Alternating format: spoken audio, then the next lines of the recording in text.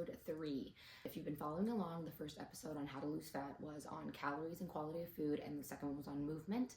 Today is going to be all about mindset. This one's really, really important. And if you haven't watched the other 2, I would suggest you do. I listed them not necessarily in order of importance, although but really I listed them in order of what you're going to get your most bang for your buck for, what's going to give you the most progress, because I know that's what people are interested in. How can I do this as fast as possible? Even though today we're going to talk about how that's not it. I kind of listed them like that on order of just what to get the most out of. If you can only change one thing, change this. Okay. So go watch the other 2 if you haven't yet. They're super quick and short. Let's get into this one before this turns into a super long video.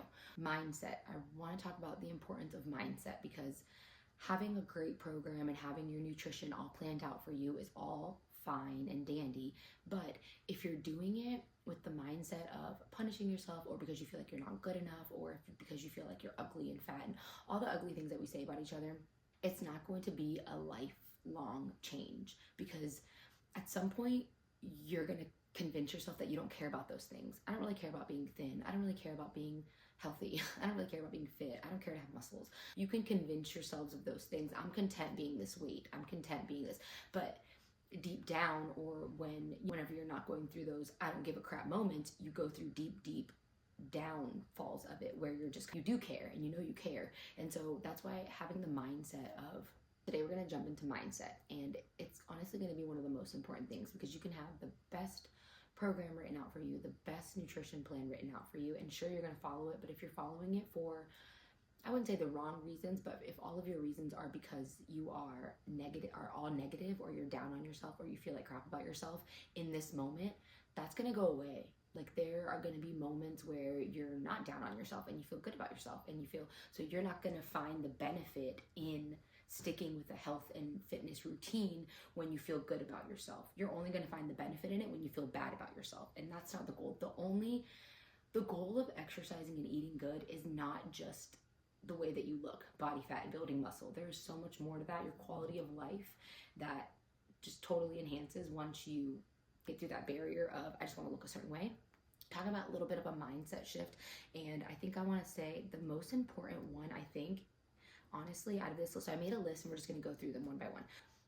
The most important one, I think, is going into it with the mindset of 90 days. How much can I do in 90 days? How quickly can I get these 30 pounds off? How fast do you think I could do that? When you're asking those types of questions, you're already kind of in the wrong mindset. You need to shift gears, and it takes a lot of practice, and it takes a lot of just forcefully making yourself think this way, and then eventually it just becomes your natural thought process. But just thinking, whenever you start this, I want to start changing my life. I want to, start feeling better. I want to look better. I want to have more confidence in myself. I want to have more energy. This needs to be total lifestyle change for me, and you can do it bit by bit. You don't have to do all or nothing, but if you go in with the mindset of, this is just how I'm going to start incorporating these things into my regular lifestyle, they're not going to go away, the process becomes so much easier and just more enjoyable. Because if you're constantly chasing, I got 90 days to lose 15 pounds, and then that 90 days gets shorter and shorter, and then by the 30 days you have lost 8 pounds or something, by 60 days, and you have 30 days left, you lost 8 pounds. To you, you're going to feel like you're a total failure, but in reality, that's a huge win. Cutting the timeline out is one of the best things that you could do for yourself. Now, that doesn't give you an excuse just to bullshit and half-ass everything, unless you want to, obviously, but if you want to see real progress, that's not the way to do it. So it's not an excuse to do that, oh, this is a lifestyle, so I'll just get there when I get there. Yes and no. You still need to be diligent about the habits that you're trying to create if you want real change to happen. But I want to say that's really the number one thing. Going into it with a different mindset shift, trying to think of why you want to do this, but in a positive light. I want to be able to run around with my kids. I want to be able to wake up earlier and not feel like I'm chasing the day all day long because I hit snooze because I'm so tired. I want to be able to go on that hiking trip. I want to be able to go to the beach and feel so fucking good about myself. Those are positive things, not I'm doing this because I feel like shit, I'm ugly, I'm fat, I'm sex, whatever. Mindset shift. Shift that mindset of why you want to do this in a positive way, and then also get rid of that timeline. You're not doing this for 30 days. You're not doing this for 6 months. It has to be a lifestyle, because if you do it for 6 months, you'll make amazing progress. Let's say you get in there, you crush it, you hit all your numbers and metrics and whatever, and you hit your 30-pound weight loss goal in 6 months. That's great. But if you don't consider this to be a lifestyle change, after those 6 months, after you hit your goals, you will revert back to what you were doing before if you aren't in the mindset of, this is how I live now. This isn't for a moment in time. Number one. And then also, just, this one's another really big one, but it cannot be all or nothing. You have to acknowledge the fact that one bad meal does not ruin your day, because you drove through McDonald's this morning for breakfast because you were late for work and you ordered 2 sausage biscuits. I don't know. That doesn't mean the day's a wash. You can recover from that. Now, if you then for lunch, you go have more McDonald's, or you skip lunch entirely, and then for dinner you order pizza and you eat half a pizza and wings and cinnamon rolls, then you crush the day. But if you just literally, your next meal, lunch, hop right back on. What do I need? Cool, look, I had that for breakfast. Where are my macros sitting? What do I need? I'm probably behind on protein. Let me make sure I get a lot of protein for lunch to hop back on track. And that is how you will be successful, because you're never going to be perfect every day. It's rarely going to happen. So there are going to be so many days where you might slip up. I don't know, I hate to use that word, but where you might eat something that isn't nutritious, I guess is the best way to say it. And that can't automatically trigger you into a spiral, into screw the day, screw the week, screw the month. It just can't be all or nothing. That goes for your workouts, that goes for your walks. If you miss a workout, you don't have to chase the workout. You don't have to like, oh crap, I missed 2 workouts last week, so now on this week, on top of my 3 workouts, I need to do those 2 extra workouts, and then put yourself in a situation where now this week you're also going to fail and go behind. If last week you missed 2 workouts, that's last week, move on. This week you have 3, hit all 3. And just trying not to play this like catch-up game, or this go through this cycle of, I messed something up, or I didn't go for my walk this morning, so the day's ruined. I had a rough weekend. I don't know, I blacked out and ate everything in sight. That doesn't mean that you have to start all over on Monday. Just wake up Sunday morning and say, I don't really feel good about myself. Let me prepare myself for the day. Let me prepare myself for the week. And those are the people that are the most successful, because nobody's perfect at this. Nobody hits all of their targets every day, all the time. That just does not happen. And unless like this is your profession, you know what I mean? That's different. I'm not talking about that. I'm talking about general health, average people like you and me, who are just looking to be strong and fit and look good and feel good. You're not going to be perfect every day. But the beautiful part about it is you don't need to be. So you're telling yourself you need to be, and it almost might be as like an excuse, like a defense mechanism to just say screw it, so that way you have a justification for it. I really don't know. I'm not a therapist, but write this down if you have to on your mirror. It is not all or nothing. If I do some today, it's better than nothing. And this isn't a race. I'm doing this for a lifestyle. Write those on your mirror or something, whatever's going to help. And so some kind of stress management practice. You need to have something in place that is going to get you through tough times, and when life is all crazy, and when you have to pivot your workout, and whenever you forgot your lunch, so you have to go out to eat for lunch, whenever your kids are home sick, so that missed your workout this week, or you're having to travel, or whatever comes up, stress, just regular stress. You have to find a way to manage that. And it could be whatever it is that you want to do. You can journal, you can walk, listen to a podcast, listen to a meditation, have some sort of spiritual practice that you rely on, anything, because stress obviously is related to cortisol. Not that cortisol is a bad thing, but too much cortisol affects your hormones. And what it does is affects your hormones in a way where it triggers you to want to eat highly processed, like sugary, just like foods that make you feel good, foods that give you like a dopamine rush. That's what cortisol does. And it doesn't help you regulate your hunger hormones. It could be cortisol telling you you're hungry, or it could make you not eat at all. There's so many things that stress can do to our bodies if we don't manage it properly. Now, stress is normal. Day-to-day stress, life stress, all of that is normal. I'm not saying eliminate your stress, because what are you going to do, sit in your room in a bubble? No, what I'm saying is find a way to manage it to the best of your ability. It's not going to be perfect every time. Some days you might freak out and throw your whole stress management protocol out the window. But if you have something that kind of grounds you on a daily or every other day basis, it's going to be so much easier for you to manage your day-to-day stress, manage your cortisol levels, manage your hunger hormones, manage all that stuff that goes into that. This one is really good and big, and this one's really hard, but curate what you watch on social media. You have to.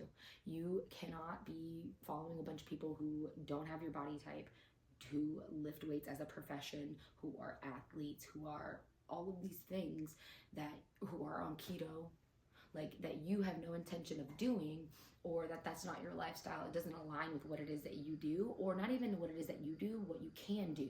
Following somebody who's 25 and does social media and weightlifting for a living, has no kids, no husband, no responsibilities, is totally like it's motivating, yes, and you can get motivation from those types of people, because I still think they're motivated, even if they don't have all these other life stressors happening. It's still a discipline that it takes to do that. You can use it as motivation, but you have to, if your brain, differentiate the difference. This girl is great. She's motivating me. I love her. Looks amazing. I like aspire to that. But at the same time, I'm not going to look like her, because we're not in the same lane. She might be 10 years younger than me. She might have been lifting her entire life. I'm just getting started. Her parents were offered her nutritious meals growing up. She had already kind of learned how to eat from growing up, had better eating habits than I did. She has a better relationship with food. There's so many factors that could be different from you two. I suggest just getting rid of it entirely and just following people who align with what it is that you can do. Follow moms who are also trying to get fit. Follow professionals who are doing what you're doing and want to be fit and healthy. And they can give you practical advice that's just more relatable to what it is that you're doing. So that's a big one.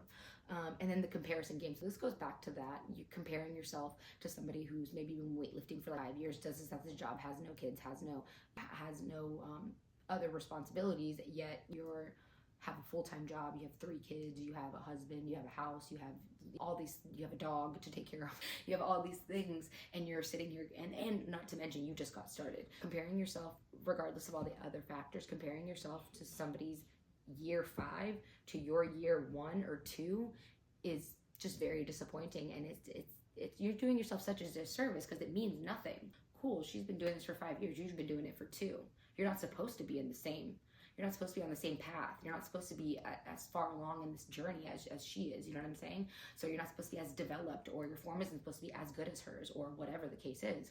That's another one. Just, there's no comparison. You need to compare yourself to what you did last year. What were you doing last month? What were you doing 6 months ago? What were you doing last year? Are you a better version, healthier version, happier version now? That's your comparison. Push through being embarrassed. This one's at the bottom of the list because I kind of threw this one on there last minute, but I know a lot of people are just, I don't know, embarrassed to even try, because maybe they've tried privately before and they failed, so they're like, there's no way I'm going to try publicly.